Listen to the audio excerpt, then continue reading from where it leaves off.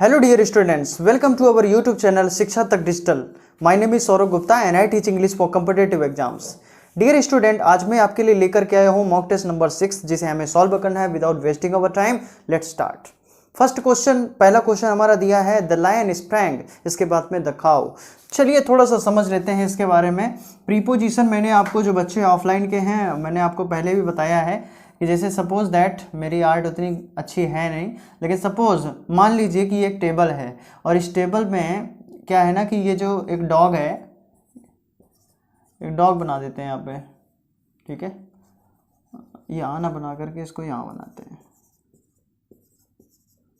ये 5 5 30 से हम डॉग बना लेते हैं। आपको आता होगा बनाना, आता है ना, ठीक है। ये जो है अब ये यहाँ पे इसने छलांग लगा दी टेबल पे, ठीक है। तो वहाँ पे जब टेबल पे छलांग लगा दी, जब छलांग होने का मूवमेंट का सेंस होता है, जंप करने का सेंस होता है, तो वहाँ पे हमारा क्या आता है, अपॉन आता है। क्या आता है, अपॉन। तो मूवमेंट जब दिखता है तो अपॉन आता है। तो बेसिकली आप देखेंगे द लायन स्प्रैंग, इसके बाद में अपॉन द काउ आना चाहिए, तो अपॉन आना चाहिए, तो फर्स्ट में हमारा अपॉन आ जाएगा। तो यहाँ पे ऑप्शन कौन सा आएगा, बी फॉर बेबी। तो यहाँ पे बी फॉर बेबी हमारा करेक्ट हो जाएगा। क्लियर है ना। आई होप कि अब ये दोबारा नहीं भूलेंगे आप। आगे चलिए सेकेंड नंबर पे आते हैं। सेकेंड नंबर क्वेश्चन पे बोल रहा है Nepal lies India and China. दो के लिए आता है तो देखिए बिटवीन, दो के लिए क्या आता है, बिटवीन। और ये किसको फॉलो करता है, एंड को फॉलो करता है। बिटवीन के साथ में आता है और एंड को फॉलो करता है। तो बेसिकली हमारा जो है यही ऑप्शन सही है। तो बिटवीन किस में दिया है, सी ऑप्शन पे। तो सेकंड का हमारा जो सही है वो सी ऑप्शन करेक्ट है। आगे आइए थर्ड नंबर पे। थर्ड नंबर पे बहुत अच्छा क्वेश्चन दिया है, प्रीपोजिशन का ये भी है। लिखा हुआ है with your help I could tide. Tide over होता है, क्या होता है, टाइड ओवर। टाइड ओवर का मतलब होता है टू सपोर्ट, टू सपोर्ट। वही सेंस भी चाहिए हमें, तो टाइड ओवर हो जाएगा। तो यहाँ पे बेसिकली डी ऑप्शन दिख रहा है, तो थर्ड का हमारा जो आएगा वो डी ऑप्शन करेक्ट हो जाएगा। आगे आते हैं फोर्थ नंबर पे। फोर्थ नंबर देखिए, लिखा हुआ है वी, इसके बाद में ब्लैंक है, respect our parents and teachers. ठीक है, तो इसका मतलब कि हमें अपने पेरेंट्स की और टीचर की रिस्पेक्ट करनी चाहिए। कर्तव्य हमारा, ड्यूटी है, रिस्पॉन्सिबिलिटी है। तो यहाँ पे हमारा ऑट टू आता है। जब इसी कंडीशन होती है तो यहाँ पे ऑट टू आ जाएगा, है ना। कर्तव्य की बात होती है तो ऑट टू आता है। फोर्थ का हमारा कौन सा, ऑट टू कौन से नंबर में है, डी ऑप्शन पे। यहाँ पे डी ऑप्शन हमारा करेक्ट है। आगे बढ़े बेटा, पांचवा number last filling the blank है। इसके बाद में आगे मिस स्पेल्ट लगा हुआ है।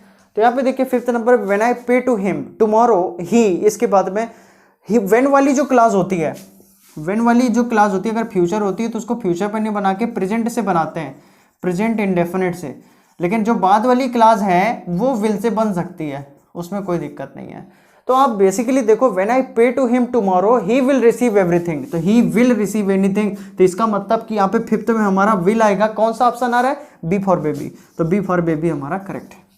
थोड़ा फास्ट चल रहे हैं लेकिन आई होप कि पूरा समझ में आ रहा होगा। आगे आते हैं 6 नंबर पे।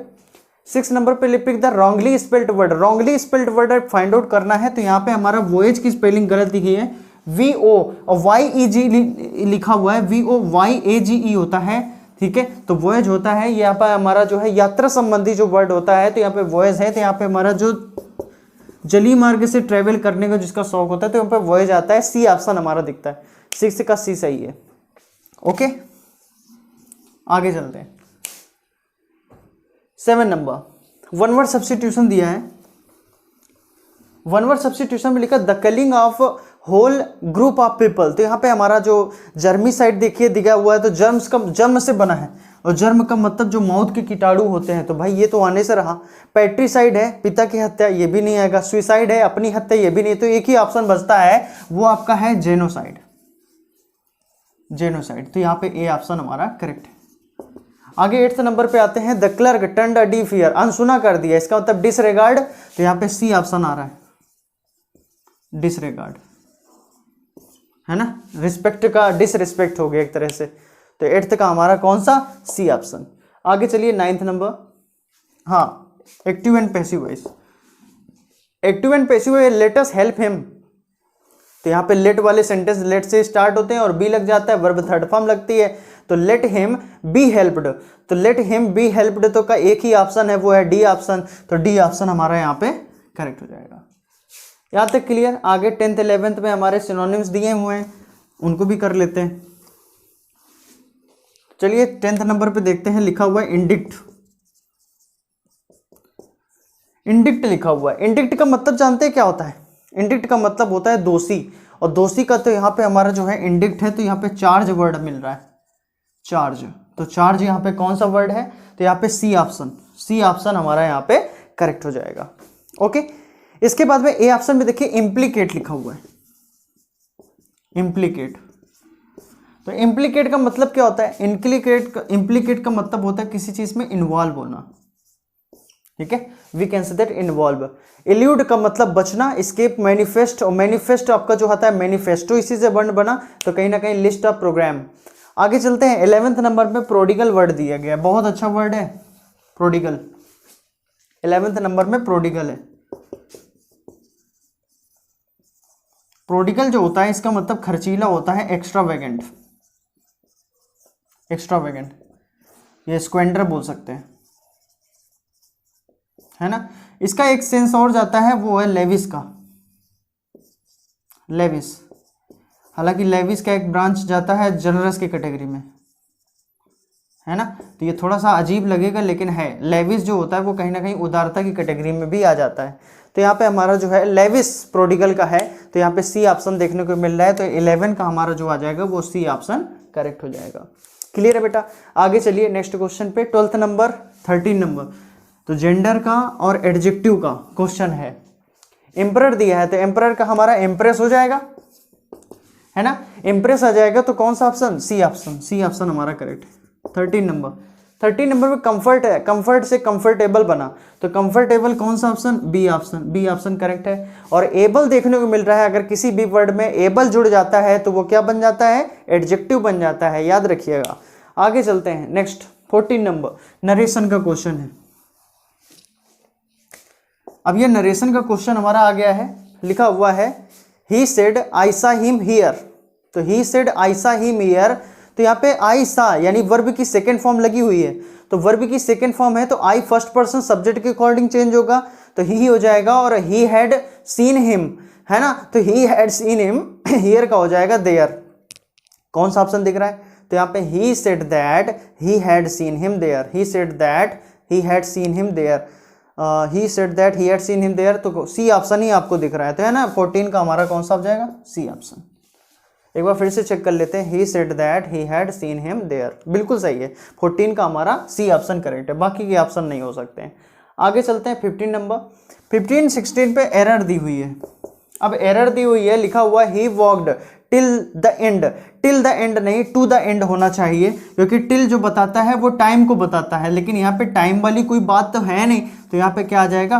टू आ जाएगा, और टिल को हटा देंगे। तो यहाँ पे कौन सा ऑप्शन आ रहा है? बी ऑप्शन, तो यहाँ पे B for baby, second option हमारा करेक्ट हो जाएगा।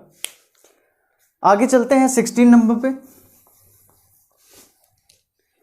16 नंबर पे है, based on the newspaper reports we can conclude that many accident caused by reckless driving. बहुत ही अगर डीप पढ़ोगे तो ही समझ में आएगी गलती कहाँ पे है। देखिए बाय रेकलेस ड्राइविंग, इसका मतलब कहीं ना कहीं सेंटेंस पैसिव वॉइस में जा रहा है, तो मैनी एक्सीडेंट्स आर काज्ड, ये होना चाहिए, क्योंकि पैसिव वॉइस में जा रहा है, ठीक है। तो यहाँ पे हमारा जो है कौन से पार्ट में गलती है? ए, बी और सी, तो यहाँ पे सी पार्ट में गलती है। ओके, 17 नंबर पे आते हैं, एंटोनिम फाइंड आउट करना है। अब देखिए एंटोनिम फाइंड आउट करना है हमारा, क्वेश्चन दिया है लेटेंट। आपने अगर फिजिक्स से पढ़ी है तो आपने लेटेंट हीट पढ़ा होगा। लेटेंट हीट को बोलते हैं गुप्त उष्मा, तो गुप्त है इसका मतलब छिपा हुआ है, हिडन हो जाएगा, है ना, हिडन, या फिर मिस्टीरियस, या फिर आर्केन, आर्केन बोल सकते हैं, या क्लैंडेस्टाइन, है ना, ये वर्ड आ जाएंगे।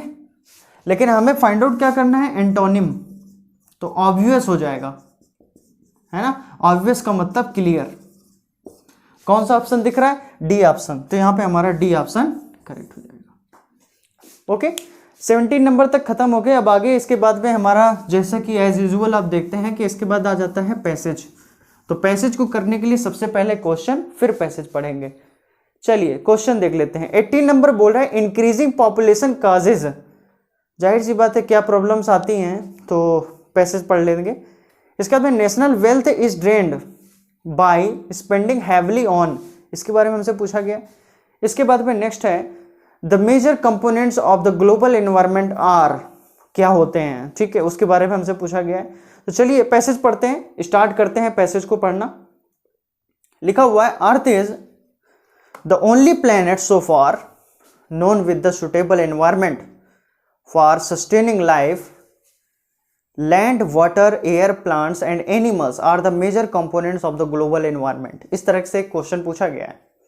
Population, food and energy are the 3 fundamental problems facing mankind. Unemployment, inflation, crowding, dwindling resources and pollution are all due to the factors like increasing population, high standard of living, deforestation, etc. Man has been tampering with the ecosphere for a very long time and is forced to recognize that environment resources are scarce. Environment problems are really social problems. They begin with people as cause and end with people as victims. Unplanned use of resources has resulted the depletion of fossil fuels, pollution of air and water, deforestation, which has resulted in ecological imbalance and draining away of national wealth through heavy expenditure on oil and power generation. तो last line का भी देखिए question आपको मिल रहा है। तो यहाँ पे बेसिकली अब चलते हैं हम अपने क्वेश्चन की ओर। तो यहाँ पे क्वेश्चन देखते हैं पहला, यानी 18 नंबर हमारा दिया है।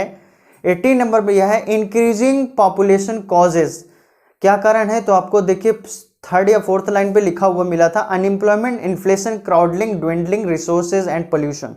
यहाँ पे डी ऑप्शन हमारा जो है वो करेक्ट होगा। इसके बाद में तो देखिए चलिए लिख देते हैं 18 का हमारा जो है वो डी ऑप्शन है। 19 पे आते हैं। 19 में हमारा है national wealth is drained away by spending heavily on oil and power generation. Last line पे पैसेज के मिला था डी ऑप्शन, तो यहाँ पे हमारा डी ऑप्शन करेक्ट है। 20 नंबर पे आते हैं। 20 नंबर पे देख लेते हैं। तो यहाँ पे 20 नंबर है the 3 major components of the global environment are. 3 major components होते क्या हैं, वो कौन से हैं 3 मेजर कंपोनेंट्स, तो लैंड, वाटर एंड एयर, यानी हमारा कौन सा option, C option. C option हमारा जो है वो करेक्ट हो जाएगा।